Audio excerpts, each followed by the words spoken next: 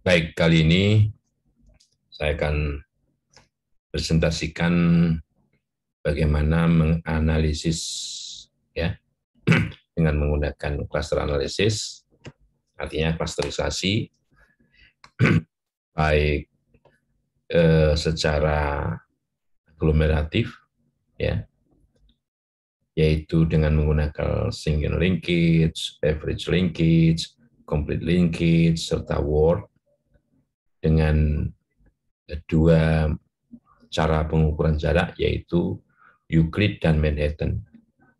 Nah, dipilihnya Euclid itu karena cara mengukurnya adalah akar dari jumlah dari masing-masing kuadrat perbedaan eh, data dari masing-masing pasangan titik ya, dengan memperhatikan masing-masing sumbunya. Sedangkan Manhattan itu bukan kuadrat tapi harga mutlak. Oke, nah baik. Eh, untuk aglomeratif di sini kita gunakan prosedur atau nama fungsinya itu AGNES, yaitu aglomerative nested. Nah, jadi AGNES itu singkatan dari aglomerative nested. Library-library yang diperlukan yaitu tidyverse, cluster, factor extra, dan extend. Dan extend. Sedangkan data itu ada di laman website saya, yaitu datathesis.txt. Kalau kita memanggilnya langsung dari URL, yaitu read.tabel, https ya, -2 /sigenegro.id /prolidata datathesis.txt. Ini tambahan opsinya ya. Tambahan opsinya ada seperti ini. Oke, kita running. Library tidyverse, library cluster, library factor extra, dan extend. Ya. Setelah itu kita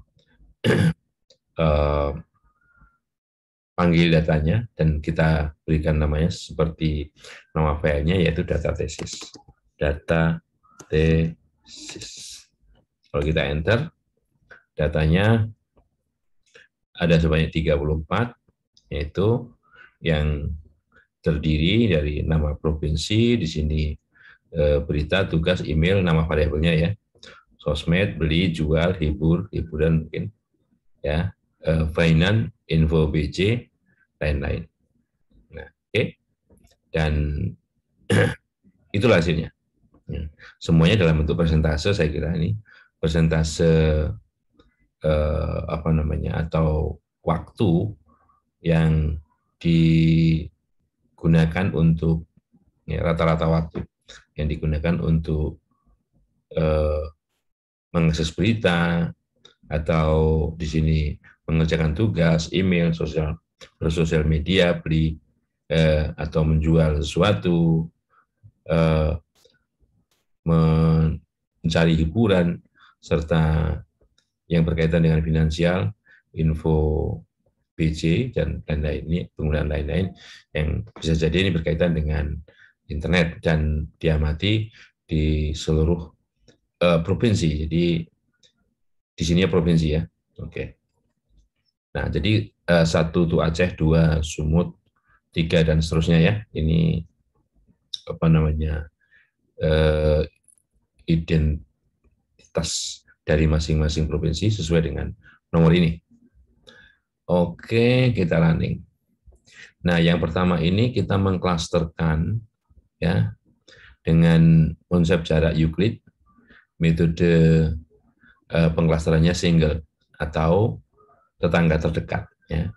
Dan berikutnya ini hasil klasternya akan ditampilkan dalam bentuk dendrogram. Ya, di sini diberi judul Euclidean Dendrogram of Single Linkage. Ya. Oke, dan hasilnya bisa dilihat di sebelah kanan ini. Nah, oke. Nah, Kalau ini kita perbesar, kita lihat zoom-nya, kita zoom sini.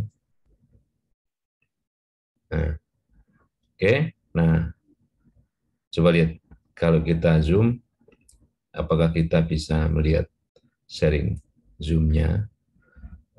Sepertinya tidak bisa, ya, tidak bisa dilihat zoom-nya di sini, mohon maaf, ya. Oke. Nah, ini nggak bisa lihat di sini. Oke, nggak apa-apa, nggak usah dilihat. Jadi kalau tidak ditampilkan bisa jadi ini muncul. Oke, ya nanti bisa diekspor sih. Diekspor kemana gitu ya. Save as PDF, copy to clipboard, dan sebagainya. Coba kalau save as PDF, tentunya, nah nanti akan eh, diminta memberi nama plot itu. Oke. Nah, jadi opsi yang bisa diganti di sini adalah metriknya. Jadi di sini Agnes ini fungsinya memanggil data yang namanya tadi data tesis ya. Opsinya metriknya di sini bisa Euclidean, bisa Manhattan ya. Dan kemudian metodenya bisa single, bisa average, bisa complete, bisa word ya. Nah, jadi itu. Nah, ini kalau di sini Euclid, di sini single ya kita beri judulnya Euclidean dendrogram of single linkage. Kalau di sini Euclid, di sini average, ya Euclidean dendrogram of average linkage, dan seterusnya. Disesuaikan dengan antara metrik dan metode yang digunakan ya. Jadi ini tadi saya ulang. Ya. Ini hasilnya, kalau yang ke-10, ini dengan Euclid tapi average linkage ya. Hasilnya sedikit, bukan sedikit ya, bisa bisa jadi banyak, ini banyak berubah ya.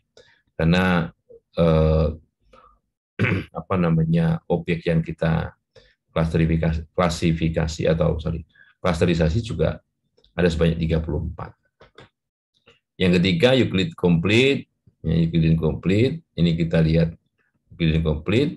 Yang keempat Euclidean word, ya, ini Euclidean dengan metode word ya, dengan word.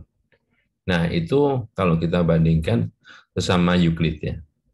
Kalau ini sesama Manhattan, jadi kalau metriknya diganti dengan Manhattan, ini kita punya hasil gambarnya yang ditampilkan di sebelah kanan ini ya. Ini Agnes, jadi aglomeratif nestic, ya, jadi aglomerasi ya. Nanti kita bisa lihat bagaimana yang divisif ya. Ini masih Agnes ya.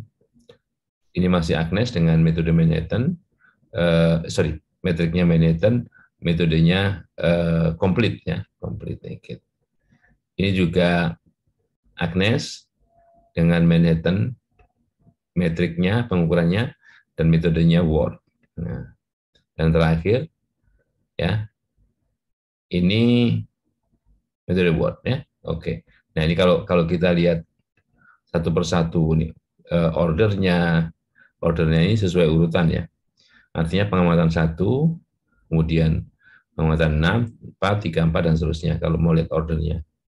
Kemudian kalau mau lihat tingginya, height-nya ini tampilan-tampilannya yang berhubungan dengan perintah cluster ya. Oke. Perintah Agnes bukan cluster. Nah, itu saja. Nah, ini yang berkaitan dengan gambarnya. Nah, sekarang yang divisif. Divisif artinya awalnya ada satu klaster, kemudian mecah menjadi banyak klaster. Kalau aglomeratif, dari n klaster menjadi satu klaster. Ya. Jadi di dalam divisif ini yang fungsi yang digunakan untuk memanggil itu, running itu adalah Diana. Kalau tadi Agnes, ini Diana. Jadi kayak nama perempuan saja ya, nama perempuan ya, Agnes, Diana. Ya, kebetulan saja namanya divisif analisis itu ya, Diana. Jadi sintaksnya di sini adalah nama datanya, kemudian metriknya apa? Metriknya ya. Kalau di sini ini sintak untuk gambar. Jadi ini sintak untuk gambar. Ini untuk manggil klasternya, hasilnya digambarkan di sebelah kanan. PL3 ya. Nah, ini juga hanya ganti metrik ya. Metriknya Manhattan ya. Metriknya Manhattan. Jadi dalam divisive analysis tidak apa namanya diperlukan tidak perlukan apa namanya tetangga terdekat rata-rata atau tetangga jauh ya. Opsinya itu tidak ada. Kemudian dalam klasterisasi yang lain, yaitu yang non hierarki, kita kenal K-means clustering ya. K-means clustering itu kita juga apa namanya menggunakan hanya saja menggunakan perintah yang lain. Jadi K-means di sini ya. K-means kalau kita lihat kita running ini datanya sama, masih data tesis ya. Di sini dari untuk semua baris kolomnya mulai kolom 2 dan hingga kolom 11 ya, 2 sampai 11 ini ya, rata-rata ini. Nah, ini hasilnya. Hasilnya clusteringnya seperti ini. Jadi pengamatan pertama kalau kita ini setting K-nya sama dengan 5, maka datanya seperti ini. Jadi pertama ini masuk cluster 5, kedua 3, cluster 3, cluster 5, dan seterusnya ya. Begitu. Ini sesuai dengan urutan data yang notabene sebagai nomor baris. Ya, nomor baris. Oke, jadi ini tambahan informasinya kalau kita ingin mengeluarkan informasi klasternya, informasi pusatnya, informasi sum square total, within sum square, total within, dan seterusnya ya. Ini size-nya ini, ini iterasinya, ini fault-nya. Oke. Nah, itu mungkin yang bisa dikeluarkan dengan menggunakan perintah K-means untuk menganalisis K-means clustering ya. Ada satu lagi yang akan saya sampaikan yaitu klasterisasi dengan menggunakan konsep fuzzy. Konsep fuzzy. Dalam konsep fuzzy di sini ya. Oke. Saya akan stop share dulu, khawatirnya kalau tidak bisa share screen ya. Kalau tidak bisa share screen. Nah, oke. Saya share screen sekarang untuk pengklasteran fuzzy. Oke, saya kosongkan dulu di sini. Kosongkan dulu di sini. Oke. Nah, beberapa library yang diperlukan diantaranya adalah RCBP dan MAS serta F-class. Jadi kalau ketiga library belum ada, harus diinstal dulu. Kemudian datanya menggunakan data, bukan data tesis, tapi data tesis nana.txt yang ada di laman web saya. Ya. Ini data wajah, nama filenya menjadi data wajah. Jadi kalau ditampilkan, ini ada 216 baris, ya, 216 baris, dan kolomnya juga banyak juga nih. Ya. Kolomnya juga banyak juga nih. Ya. Ada variabel-variabel H01, H02, H03, H04, dan seterusnya. Setelah H ini ada OH-nya, ada N, ya, N01, N02, ada R, ada L, ada W. Ya. Oke. Nah, baik. Nah, ini yang penting nanti dipelajari adalah sintaks-sintaksnya ini ya. Jadi kemudian data yang akan kita analisis dengan fungsi F-class ini ya, itu harus mengikuti format ya, kan gitu. Kuncinya itu kalau kita menggunakan aplikasi R ini harus kita pelajari dulu bagaimana formatnya dalam menyusun data. Kalau enggak salah ya. Ya, jadi gini, datanya sudah eh, zone ya. Jadi intinya sebetulnya di sini ada eh, 7 ya, ada 7 kemungkinan kalau kita diberikan data wajah begitu, kira-kira wajah tersebut itu ter, sebetulnya adalah terdiri dari 7 macam ya, 7 macam eh, raut muka wajah, wajah marah, netral, disgust, kemudian yang lainnya ya. Nah di sini ada banyak 216, 40 tambah 176 ada 216 data ya. Jadi kalau ini kita klasterkan dengan basic clustering, nah di sini kita lihat F-class sebagai fungsi yang memanggil untuk mengklasterkan secara fuzzy. Ini hasilnya dimasukkan ke dalam kelas 1 ini. Kalau ini kita baca kelas 1-nya, nah kalau kita lihat bagaimana cara membacanya, kita ambil yang paling atas saja misalnya. Jadi begini. Nah, ada 7. Kalau di sini K-nya 7, berarti kita buat klasternya menjadi 7. Dari 7 itu, objek 1 itu masuk yang mana? Kan gitu. Masuk yang mana? Nah, kita lihat, kalau kita lihat ya, ini adalah peluang-peluangnya. Jadi kalau objek 1 itu masuk di klaster 1, peluangnya 18%. Ke klaster 2, 14%. Ke klaster 3, 18%, dan seterusnya.